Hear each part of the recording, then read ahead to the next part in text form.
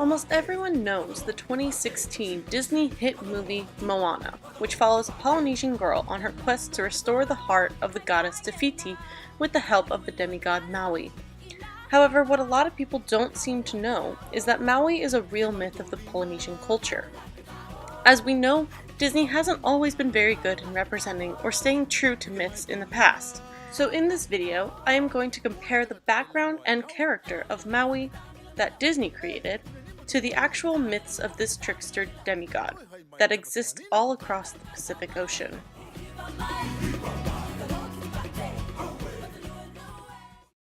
So to start off the comparison between the character and the myth, we're going to take a look into the largest discrepancy of the character, his family and origin story.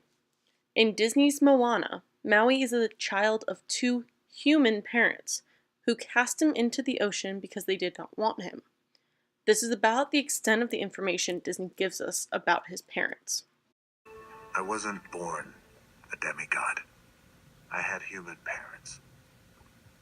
They took one look and decided they did not want me. They threw me. In Polynesian culture, Maui was never the son of two humans, and he never lived his life alone. Maui's parents were said to belong to the family of supernatural beings.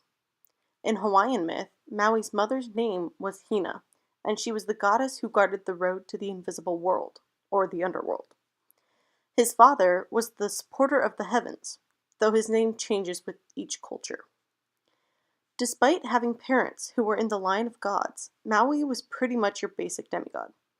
He lived the life of a human, he had wives and children, and lived in a thatch hut on an island. But he also did amazing feats of power as well. In both Hawaiian and New Zealand cultures, and many other Polynesian cultures, Maui also had 3 to 4 brothers, who were all also named Maui, though our Maui was the youngest, who loved to play tricks on his brothers. None of his other brothers had any powers, but in most myths they did assist in his feats, such as capturing the sun or pulling up the islands. In Disney's Moana, Maui claims his mother cast him into the ocean shortly after he was born. They threw me into the sea, like I was nothing. Somehow, I was found by the gods. They gave me the hook. They made me Maui. And back to the humans I went. Now, this part of Maui's background story does have a mythological link. In New Zealand, myth claims that Maui was born prematurely, and his mother did not wish to be troubled with another son.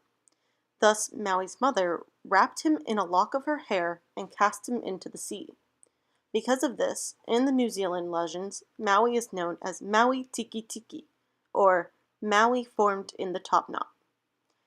The ocean took Maui to safety, and the god of the seas took him in and cared for him until he was old enough to return to his mother and brothers. When he returned to them, he was welcomed back into the family. So at least Disney got part of the story right. One of the most defining character points of Disney's Maui is his beautiful fishhook. This fishhook is said to be magical and is what Disney's Maui claims to be the source of his power. The fishhook allows him to transform into different animal shapes and do amazing feats.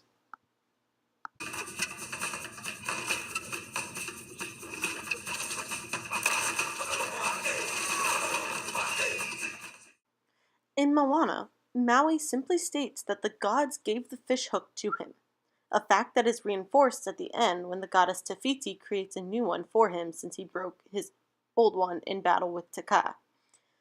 However, the fishhook is not the main source of Maui's power.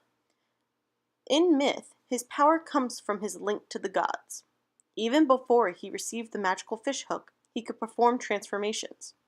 In New Zealand legend, a young Maui transformed into a pigeon and flew into the underworld when he was trying to follow his mother and meet his father.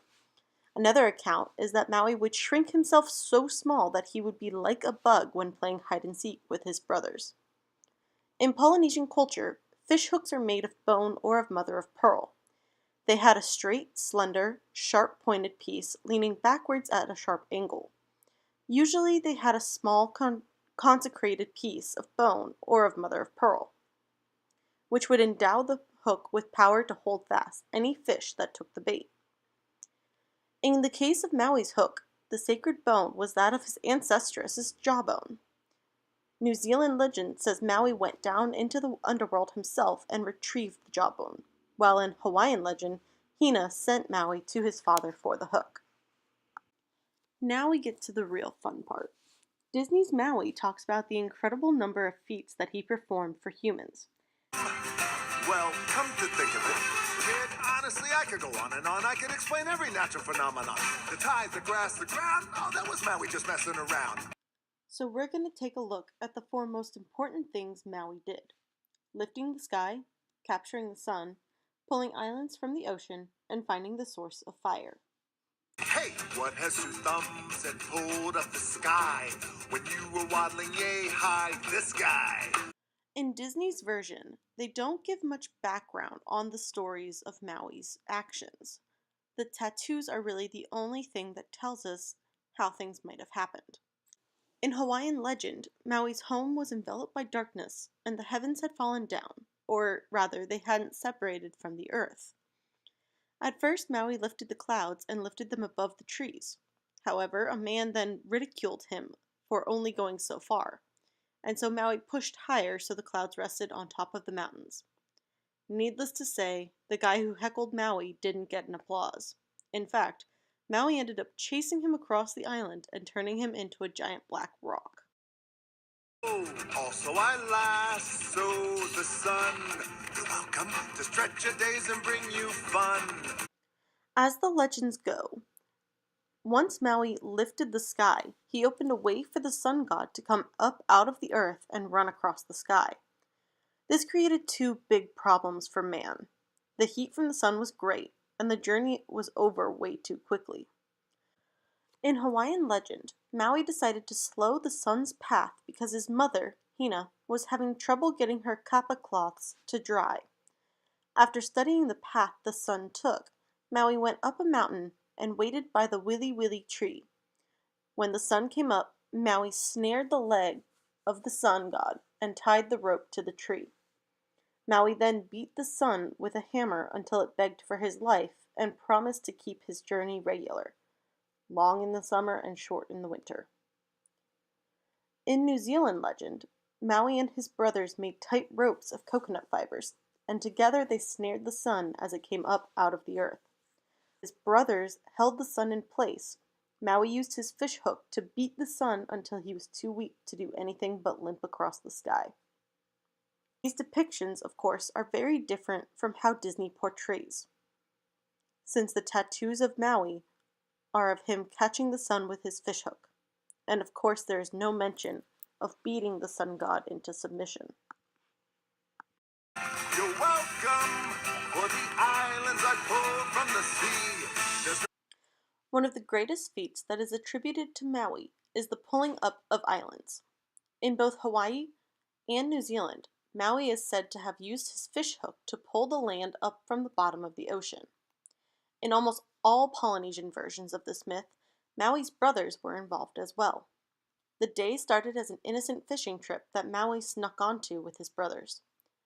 Towards the end of the fishing trip, Maui told his brothers that he would catch the greatest fish of them all. He then cast his hook into the ocean and had his brothers start rowing away when he felt the hook catch. But he warned his brothers not to look back or the fish would be lost. The brothers paddled the canoe with all their might while Maui hauled up his catch. Finally, curiosity got the better of one of the brothers, and he turned his head to look behind them, despite Maui's warning. When the brother looked back, Maui's line snapped and slackened.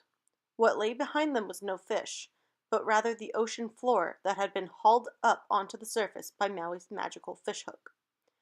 The main discrepancy with this myth is that Disney did not include the help of his brothers in the movie, but rather made it seem as if Maui did it all by himself. When the nights got cold, who stole you fire from down below? You're looking at him, yo! Oh! Maui's tattoo in Moana tells the story of him stealing fire that I believe is reflecting the New Zealand myth of this story.